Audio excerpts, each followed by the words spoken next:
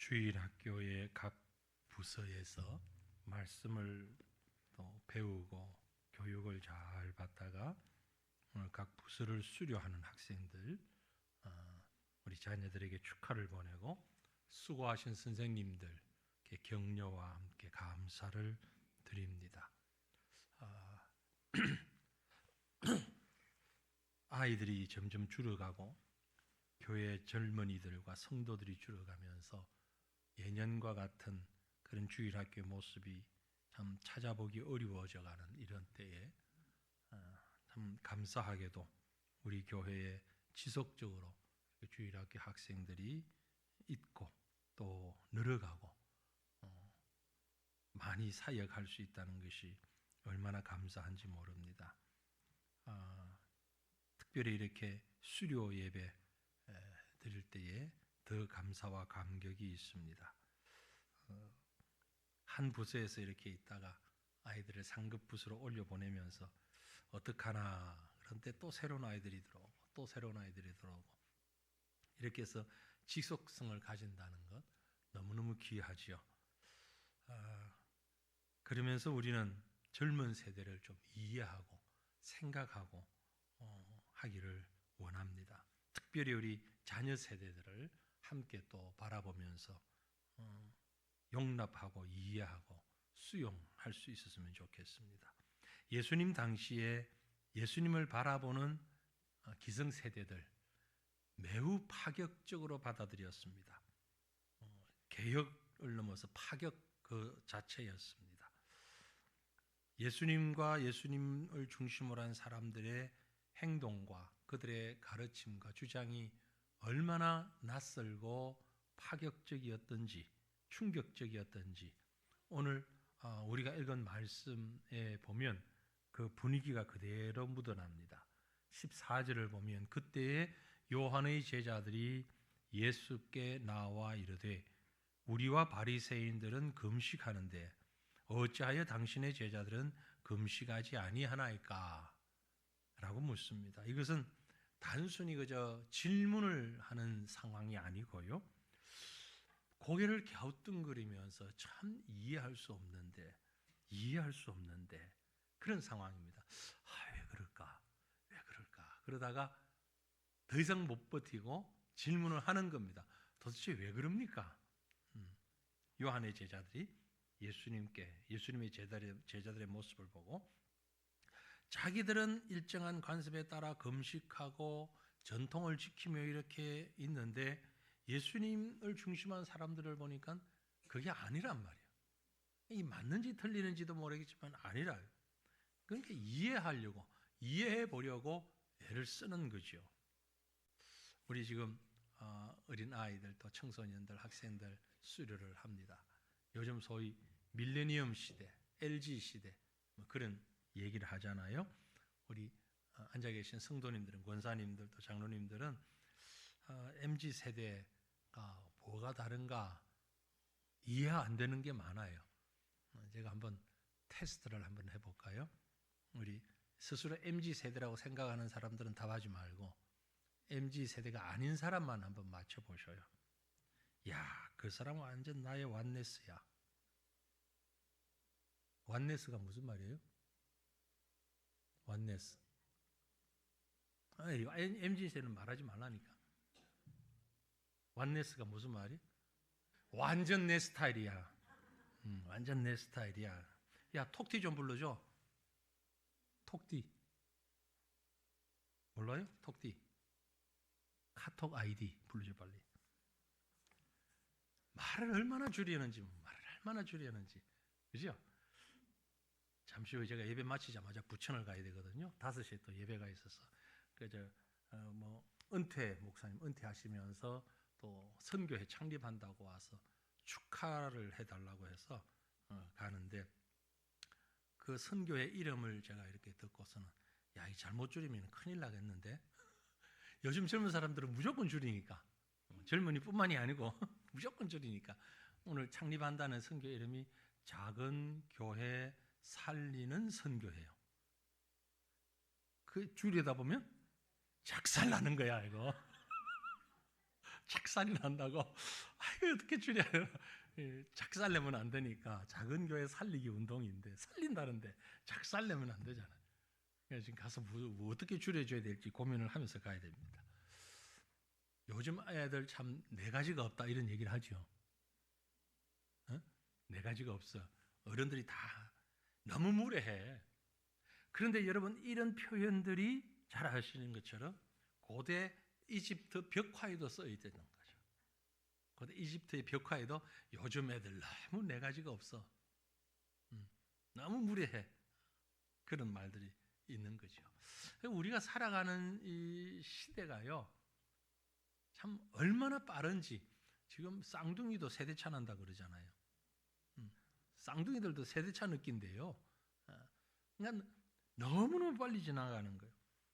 그러다 보니까 이해하지 못하면 오해를 하는 거죠. 세대 간의 오해가 참 많은 것 같아요. 젊은 세대는 앞 세대를 이해를 못합니다. 오해를 해요. 노인들이 막 이러면서 어른들은 또 젊은 세대를 이해를 못해요. 오해를 해요. 서로가 서로 오해를 하다 보니까 갈등이 생기고 벽이 생기죠. 그런 면에서 우리 교회는 얼마나 귀한지 몰라요. 얼마나 참 여러 세대가 이렇게 이런저런 기회에 함께 어우러질 수 있다는 것. 이건 정말 귀하고 아름다운 것이죠.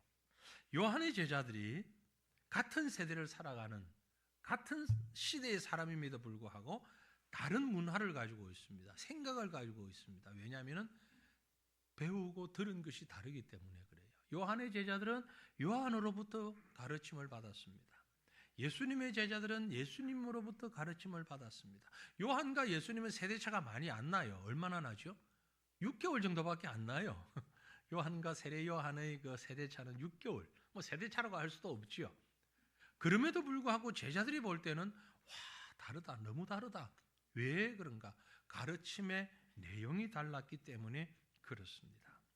제가 우리 학생들을 이렇게 생각하면서 보면서 참 안타까운 마음으로 또 두려운 마음으로 염려하는 마음으로 바라보게 되는 것은 우리 아이들이 가르침 받는 소스가 가르침 받는 그 원천이 너무 달라요. 교회에서 배우는 것과 학교에서 배우는 것과 친구들 사이에서 듣고 배우는 것이 너무 다른 거죠. 그렇지 않아요? 네. 뭐 우리가 잘 아는 것처럼 진화론, 창조론 뭐 그 얘기뿐만이 아니라 그것뿐만이 아니라도 학교에서 배우는 것하고 친구들 사이에서 배우는 게 또 달라요. 선생님은 분명히 이렇게 얘기를 했는데 선배는 다르게 얘기를 해요. 친구는 다르게 얘기를 해요. 후배들은 또 딴 생각 가지고 있어요. 심지어 요즘 초등학교 학생들 사이에서도 5학년하고 2학년하고는 서로 대화가 안 된대요. 세대차 나가지고. 그래서 5학년짜리가 2학년 보고 너도 나이 먹어봐 그런데요. 모른다 이거 애들 말 몰라. 이런 변화에 대해서 요한의 제자들이 예수님께 와서 질문하는 것을 듣고 예수님이 답을 하시는 장면이 있습니다. 왜 우리와 바리새인들은 금식하는데 어찌하여 당신의 제자들은 금식하지 않습니까? 라는 질문에 대하여서 예수님의 대답이 너무나 아주 어찌 보면 생뚱맞고 어찌 보면 전혀 포인트가 잘못된 것 같은 말씀을 하세요. 그 예수님의 대답이 이제 15절부터 16절, 17절 이어지는 말씀인데요. 이렇게 대답합니다. 예수께서 그들에게 이르시되 혼인집 손님들이 신랑과 함께 있을 동안에 슬퍼할 수 있느냐? 그러나 신랑을 빼앗길 날이 이르리니 그때에는 금식할 것이니라. 아니 왜 우리는 금식하는데 금식 안 해요? 배가 불러, 배가 고파, 금식하면은 안 돼, 못 참아, 뭐 이런 말이 아니에요. 혼인집 손님들이 신랑이 함께 있을 동안엔 슬퍼할 수 있느냐? 없다 이거예요.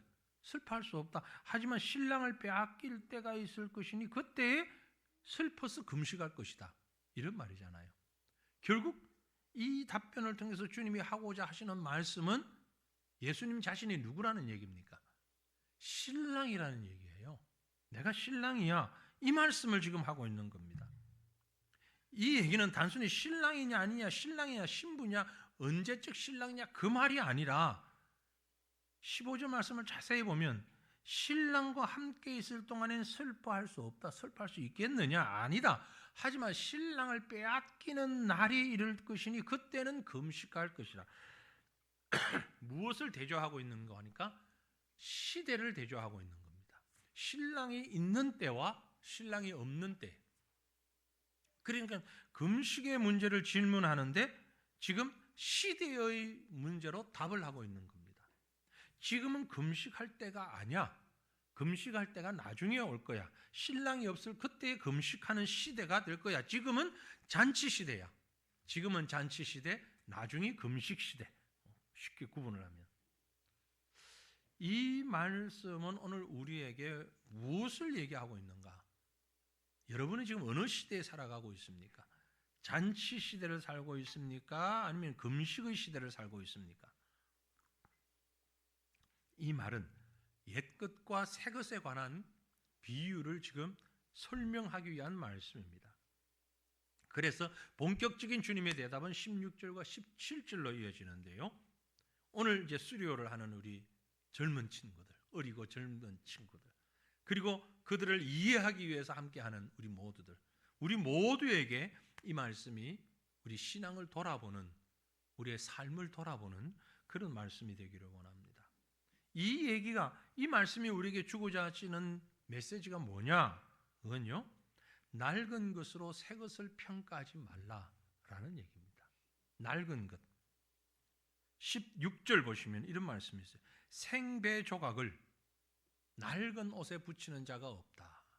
생배는 새로운 것입니다. 그렇죠? 이 생배, 천을 얘기하는 거예요. 배라는 말, 천을 두고 하는 얘기인데, 라쿠스 아그나프라는 말인데, 이 말은 한 번도 세탁이 안 된 옷, 한 번도 세탁이 되지 않은 천, 이걸 말을 하는 것을 생배. 요즘 조금 덜하긴 하지만 예전 더 심했죠. 한 번도 세탁한 적이 없는 천은 물에 담궈서 세탁을 하면 어떻게 돼요? 줄어들거든요, 이게. 그죠? 줄어들어요. 그래서 이 생배 조각을 낡은 옷에, 낡은 천에 붙이는 자가 없다. 이걸 붙이면 어떻게 됩니까? 하나는 줄어들지 않은 것이고 하나는 줄어든 것입니다.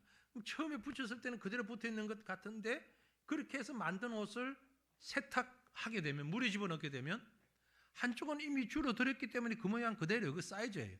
그런데 한 번도 줄어들지 않았던 이 천은 쪼그라들죠. 줄어들죠. 결국 바느질한 부분이 물결처럼 우는 그런 상황이 생기는 거죠. 아니, 갑자기 금식을 얘기하는데 왜 천 얘기를 하고 있나? 사실은요, 이 말씀을 다른 말로 얘기하면 예수님의 가르침은 생배의 비유가 되고, 요한의 가르침, 유대교의 가르침은 낡은 의식에 비유되고 있는 겁니다. 그러니까 자신들이 가지고 있는 오래된 의식, 생각 가지고 새로운 것을 접목시키려고 하지 말라. 다른 얘기를 하면 세상 수단, 세상 기준 가지고 복음을 해석하지 마라. 그 말씀이에요. 아까 말씀드린 대로 우리 학생들이 학교에서 배우는 것과 교회에서 배우는 것이 다를 수밖에 없어요. 그런데 이것을 접목시켜서 하나로 만들려고 하니 갈등이 생기는 거죠. 꾸불꾸불해지는 게 이제 갈등입니다. 어쩔 수 없이 붙여야 되는데, 머릿속에서, 삶 속에서 세상의 가르침과 교회의 영적인 가르침에 차이가 있는, 갈등이 있는 거예요. 아이들뿐만이 아닙니다. 어른들도 마찬가지입니다. 근데 어른들은 아이들보다 좀 더 위장술에 능해가지고 안 그런 척하고 있을 뿐이에요. 아이들은 위장술에서 아직 숙달이 안 되어가지고 그대로 드러나는 거예요. 왜 이러지? 왜 다르지? 왜 틀리지? 말을 하는데 이 어른들은 말을 안 하는 거죠. 혼자 속으로 끙끙거리고 있는 거예요. 분명히 다른데 왜 이럴까? 이유는 오래된 형식을 가지고 새로운 내용을 평가를 하려고 하니까 그런 것입니다. 금속 가운데 바이메탈이라는 게 있죠. 바이메탈. 쉽게 얘기하면 두 성분이 다른 두 금속을 붙여서 하나로 만들어 놓은 걸 말합니다. 이게 우리 생활에는 상당히 편리해요. 커피 포트라든지 물 주전자 같은 거 온도가 올라가면 자동으로 탁 꺼지잖아요. 그죠? 문명세계 안 사시나요, 여러분은? 그런 게 있어요. 전기 주전자라고 물을 담아가지고 포트에 탁 끓이면 이게 막 끓으면 자동으로 스위치가 탁 끄죠. 신기하죠? 여러분이 모르는 것 같아서 제가 설명을 드리는데 지금 점심시간이 좀 지나서 멍해가지고 있어서 지금 구석기 시대를 사는 것 같아서 이게 바로 그런 바이메탈의 원리잖아요. 일정한 온도가 되면 붙여놓은 금속이 변형이 다르게 되는 겁니다. 하나는 많이 늘어나고 하나는 적게 늘어나는 거죠. 그러니까 한쪽으로 움직일 수밖에 없는 거예요. 이런 원리를 이용해서 백열등, 전등도 또 주전자라든지 이런 커피 포트라든지 이런 것도 우리가 사용을 하잖아요. 생활에서는 편리한데 우리 삶에서는 그런 오래된 형식과 새로운 내용을 접목시키려고 하면 문제가 생긴다라는 겁니다. 그럼 어떻게 됩니까? 하나로 만들어야 되죠. 우리 신앙생활도 마찬가지입니다. 옛 사람과 새 사람이 접목되면은요, 하나가 되지 않으면 늘 갈등 가운데 있는 겁니다. 세상에서 살던 습관, 세상 사람들의 그 의식, 이걸 그대로 가지고 믿음의 사람의 의식을 옆에 살짝 갖다 붙여만 놓으면 이게 늘 왔다 갔다 하는 거죠. 이 환경에서는 이렇게 됐다가 저 환경에서는 더우면 이쪽으로, 추우면 이쪽으로. 그러니까 편리할 때 세상으로, 또 편리하면 교회 안으로, 영적으로, 세상적으로 왔다 갔다 바이메탈 같은 신앙생활을 하게 되는 거죠. 주님이 지금 그걸 지적하고 있는 거예요. 생배 조각을 낡은 옷에 붙이지 말아야 된다. 타협하지 말아야 된다. 하나가 되어야 된다. 하나가. 새 사람이라고 하는 것은 이렇게 하나가 되어야 하는데, 이제 우리 이번에 고등학교를 졸업하고 대학을 가는 친구들, 청년부는 수료성이 없습니다. 고등부는 이제 대학을 가게 되니까 청년부로 올라가게 되는데요. 가장 많은 갈등을 이제 경험하게 돼요. 그래서 통계적으로 보면 주일 학교를 이렇게 상급반으로 갈수록 신앙에서 낙오하는 친구들이 많은데 가장 많은 게 고등부에서 청년 대학부로 갈 때 가장 많이 낙오가 됩니다. 왜냐하면 지금까지 한국 교육이 그래도 아직까지도 고등학교까지는 여러 가지 규율과 압제 가운데 틀 속에 가두어진 교육을 하다가 대학 가면 완전히 확 풀어놔 버리잖아요. 그러니까 야, 부모들이 그렇게 만들어요. 야, 공부해서 좋은 대학 가야지. 대학 가서 미팅도 하고 대학 가서 친구들하고 놀고. 그렇게 가르치지 마세요. 잘못된 가르침이에요. 고등학교까지 놀고 준비하고 대학 가서 공부해야 되는데, 대학 가서 그때부터 공부해야 되는데 부모가 하지 말래. 공부하지 말래, 놀아라 그때는. 그러니까 엉망이 되는 거예요. 그러니까 교회를 떠나는 거예요. 딱 매여 있다가 틀 속에 갇혀 있다가 대학 가니까 새로운 신세계가 펼쳐지잖아요. 그러면서 신앙생활과 세상 생활의 갈등이 너무 극심해지는 거죠. 이 갈등을 메꾸질 못해가지고 낙오하는 경우가 얼마나 많이 있는지 모릅니다. 신앙생활 하고 있는 성인들도 마찬가지예요. 그래서 성경은 우리에게 뭐라고 말씀하고 있는가 하니까 이런 생활에 대해서 에베소서 4장이 설명을 계속하면서 4장 17절부터 5장 21절까지 쭉 설명을 해 나가는데, 그 중에 4장 22절 이후의 말씀을 보면 너희는 유혹의 욕심을 따라 썩어져가는 구습을 따르는 옛 사람을 벗어버려라. 이 세상에 속한 옛 사람, 이것이 오래된 삶만을 얘기하고 있지 않습니다. 시기에 상관없이 요한의 제자들이 가졌던 것 같은 율법적이고 의식적이고 그 가르침에 의한 모든 것들, 이걸 벗어버리라. 옛 사람은 벗어버리고 오직 너의 심령이 새롭게 되어서 하나님을 따라 의와 진리의 거룩함으로 지으심을 받은 새 사람을 입어라. 옛 사람을 벗어버리고 새 사람을 입어라. 여러분은 어떻습니까? 여러분은 새 사람입니까? 옛 사람입니까? 이건 나이에 상관없어요. 아무리 나이가 많아도 새 사람을 매일 덧입으면서 살아가는 분들이 있고, 나이가 어려도 옛 사람의 관습만 계속 쫓아가는 사람도 있기 때문에 그렇습니다. 다른 말로 얘기하면 세상의 기준, 세상의 잣대, 세상의 가치 기준으로 영적인 것을 평가하지도 말고 그 영적인 것을 제어하려고도 하지 말아야 된다라는 것입니다. 그러면 어떻게 해야 됩니까? 이제 우리는 형식과 내용이 함께 새로워져야 됩니다. 겉모습과 속모습이 같이 새로워져야 된다라는 얘기입니다. 그래서 이어지는 17절 말씀, 본문 17절에 이런 말씀하죠. 새 포도주를 낡은 가죽 부대에 넣지 아니하나니 그렇게 하면 부대가 터져 포도주도 쏟아지고 부대도 버리게 됨이라. 새 포도주는 새 부대에 넣어야 둘이 다 보존되느니라. 우리가 이 말씀을 참 오용을 많이 합니다. 약물 오용 문제가 되는 것처럼 말씀 오용도 문제가 많이 되거든요. 이건 예수 믿는 사람뿐만이 아니고 안 믿는 사람들도 자주 인용하는데 전혀 본문의 내용과는 상관없이 아마 우리 성도들도 많이 오용하셨을 테고 지금도 하는지도 몰라요. 네. 전도의 임은진이 새로워졌어요. 새 부대에 새 포도주를 담아야지. 옛날 사람들은 다 가. 이런 말이 아니거든요. 이 말이.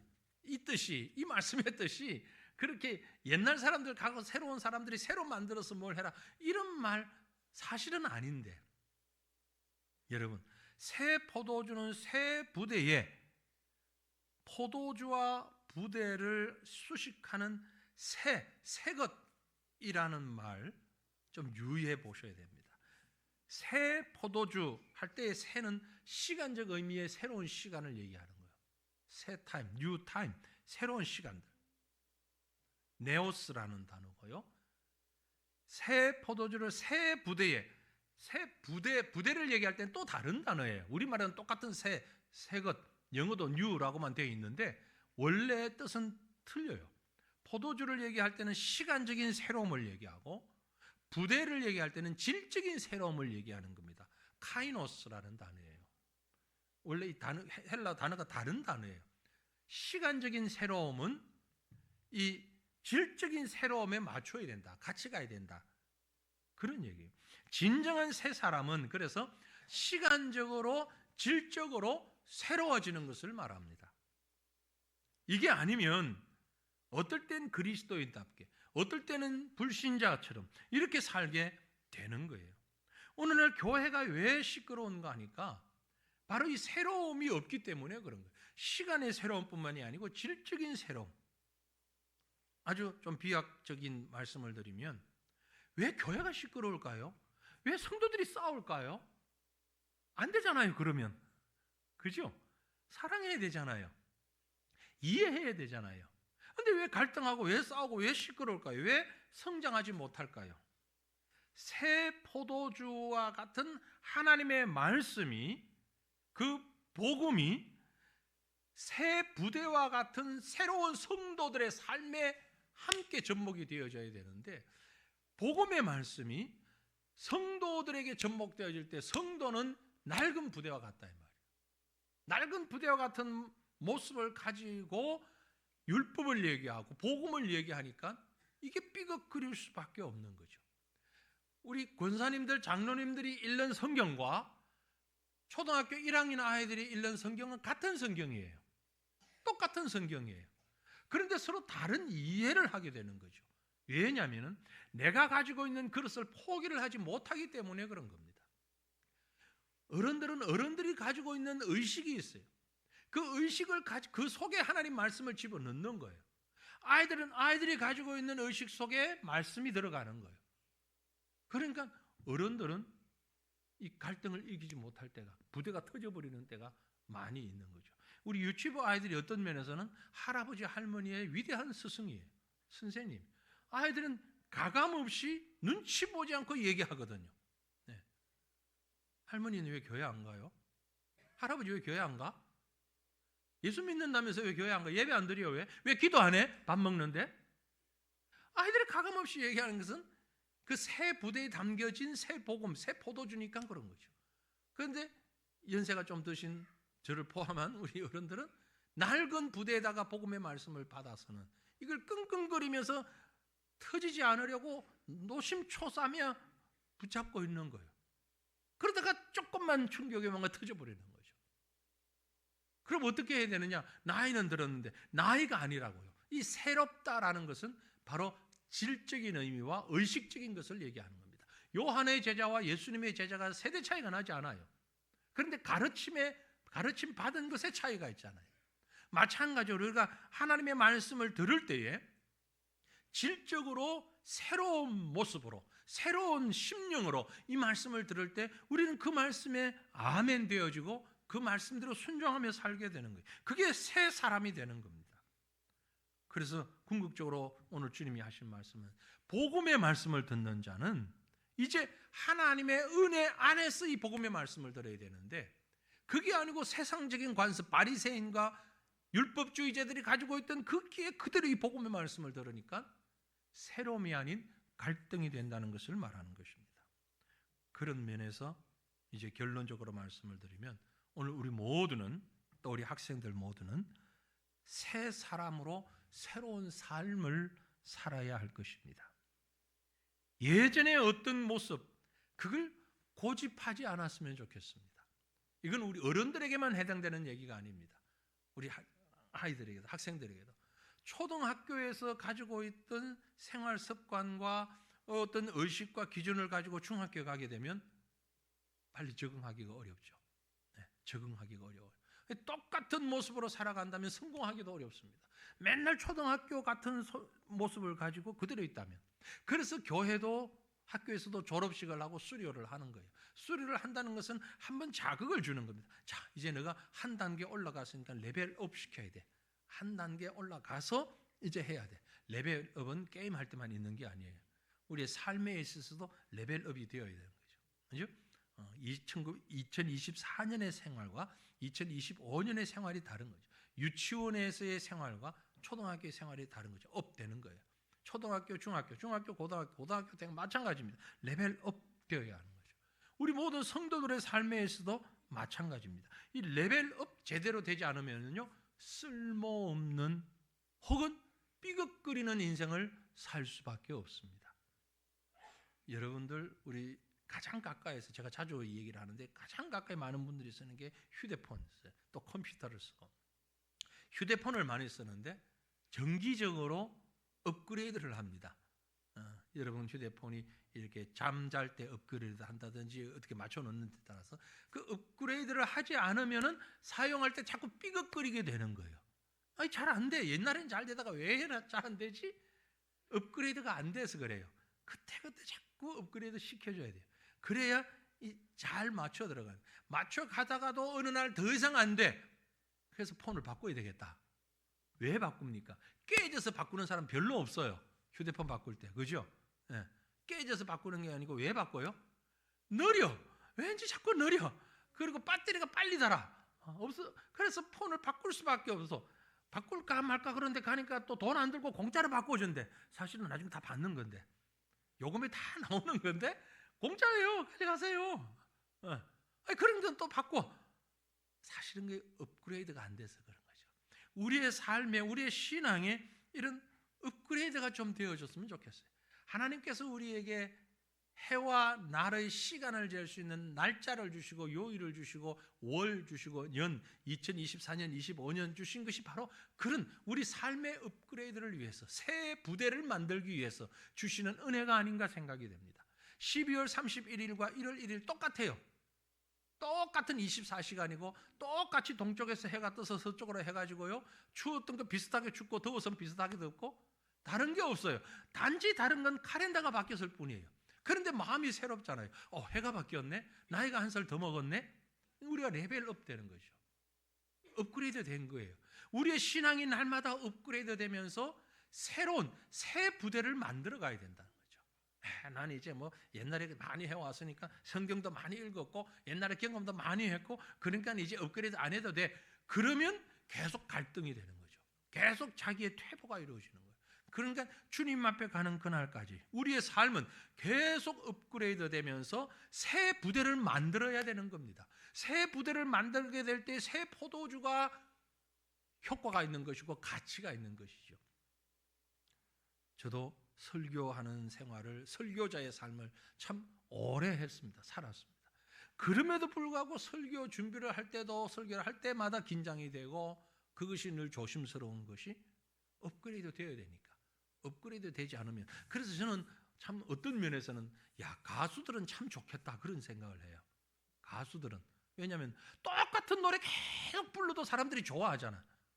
예, 뭐 조용필 뭐 또 뭐 아이들한테 조용필 모르는데 얘기해봐야 BTS니 뭐니 어떤 BTS도 모르나?